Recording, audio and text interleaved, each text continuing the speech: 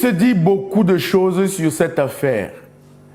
Et en tant qu'ancien journaliste, j'ai été banni à vie de la profession. En tant qu'ancien journaliste, je vous conseille l'investigation. Parce que M. Obama a dit que cette affaire concerne mon DG et moi-même. Nous seuls savons réellement pourquoi nous sommes fâchés.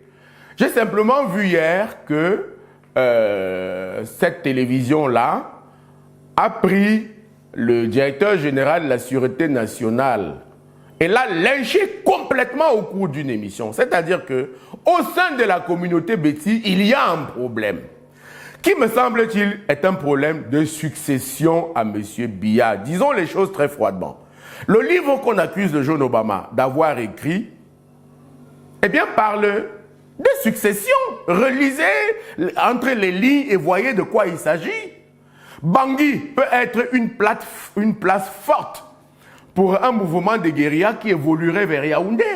J'ai entendu parler de 26 camions achetés pour, soi-disant, ravitailler Yaoundé. 26 camions gros morts, hein, pour ravitailler Yaoundé et Douala en vivre. Mais Yaoundé et Douala sont déjà ravitaillés en vivre. Peut-être faut-il regarder l'origine de chaque fortune au Cameroun. Peut-être faut-il regarder qui est derrière chaque fortune, réellement derrière chaque fortune. Parce que les prêtres non sont nombreux. Mais une fois de plus, cette affaire mérite qu'on fasse des investigations.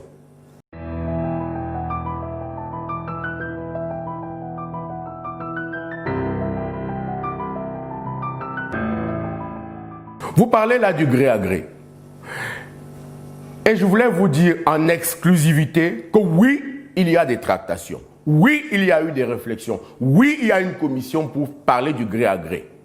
Vous avez vu un moment où on a tiré sur le fils du chef de l'État. En fait, c'était la vache à écraser. Parce que tout le monde le soupçonnait d'être le choix du président Biya pour sa succession. Il y a effectivement un projet pour nommer 2 vice-présidents. Un anglophone, un francophone. Cette tractation, personne ne l'ignore. Vous êtes venu me voir à l'ambassade. Vous savez dans quelle ambassade j'étais. Vous connaissez les relations de ces gens et le degré d'information de ces gens. On pense que les 2 vice-présidents seraient anglophones, un et un francophone. On pense qu'un de ces vice-présidents devrait assurer la fin du régime. Mais il faut voir ce qu'on mettra dans vice-président. On pense qu'un de ces vice-présidents qui assurerait la fin du règne ne sera pas candidat à son élection. Mais on a laissé à ce vice-président, d'après mes informations, que j'espère fausses, le droit de faire un gouvernement. Comment voulez-vous qu'un tel vice-président ne modifie pas la Constitution le moment venu? Vous comprenez maintenant pourquoi l'Assemblée nationale est en majorité RDPC. C'est pour servir en ce moment-là. Eh bien, si ce vice-président démissionne 6 mois avant la fin du mandat et se porte candidat, vous ne ferez rien si les gens qu'il a nommés à Elekam, à l'AT, à la police, à la gendarmerie sont toujours en place. Voyez-vous, la modification de la Constitution qui est nécessaire en pareil cas apporterait la lumière nécessaire. Pourquoi les gens n'aiment pas que Tuilé en parle, que le Pugnon en parle? Pourquoi voulez-vous attribuer ça au seul M. Kamto? C'est l'inquiétude de tous les Camerounais qui veulent voir la fin de ces régimes de l'arbitraire. Vous savez ce que je vis? Eh bien, j'imagine et je sais qu'au prochain régime, on refera la lecture de la justice au Cameroun. Et qu'enfin tout ceci cessera. Ce pays cher à nos yeux cessera d'être un endroit pour devenir un pays.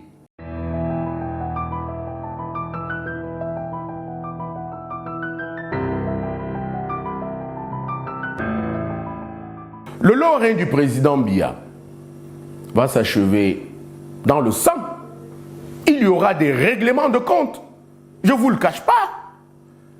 Voyez-vous, en mettant l'âge électoral, c'est dans les supputations, l'âge présidentiel de candidature s'entend. C'était pour éloigner M. Kamto, tout le monde le sait. Vous savez, je m'appelle Tuilé. On m'appelle Tuilé. Si vous allez à une élection où les candidats de l'Ouest sont exclus, je suis exclu. J'ai été victime de ça à Yaoundé 6e où j'étais candidat, où j'ai gagné les élections en 2013. On a dit, que la Djadoué, ou Mangrafi, que la Bafang. Voilà ce qu'un ponte du régime m'a dit. Je précise que j'étais alors membre du comité central, rédacteur du journal L'Action. Et il y a ces peurs réelles. Et il faut souhaiter que l'armée ne s'en mêle pas. Parce que quand vous avez fait tout ce que s'est passé, les vols, les tueries, l'homosexualité, tout ce qui a plombé ce pays, les sectes, vous savez la bagarre qu'il y a entre francs-maçons et Rose-Croix pour le gouvernement à venir. Le gouvernement n'arrive pas à cause de ces bagarres. Eh bien, il y a fort à craindre pour ce régime, pour les Camerounais, qui sont dans ce régime. S'ils ne font pas leur mea culpa avant, et si les cas tuilés se multiplient à perpétuité, vous pensez que je suis heureux de vivre en clandestinité dans mon pays? Eh bien, il y a des gens qui sont à l'étranger parce qu'on les exclut de leur pays. Et les ambassades au Cameroun enregistrent, je peux vous le dire, j'ai vu les bandes, enregistrent toutes les émissions des chaînes de télévision et savent qui fait quoi, qui dit quoi de bêtes, d'assassins et de patricides dans les chaînes de télévision pour paraître aux yeux du régime en place, pour quelques petits argents, pour quelques subsides.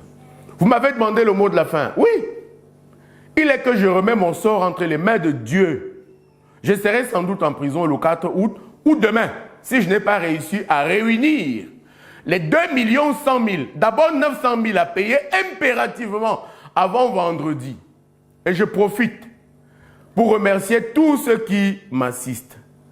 Et pour donner mon numéro de téléphone, parce qu'à l'ambassade, on a accepté que je prenne mes téléphones qui peuvent me joindre au 6 77 17 64 42. Si je ne réponds pas, c'est que oui, ils m'ont arrêté ou oui, ils m'ont empoisonné parce qu'il semble qu'il y a un projet pour me faire assassiner. L'autre numéro, c'est le 6 91 53 70 59. Je voulais vous souhaiter bon chemin et je voulais vous assurer que vous êtes parmi les plus regardés au monde aujourd'hui.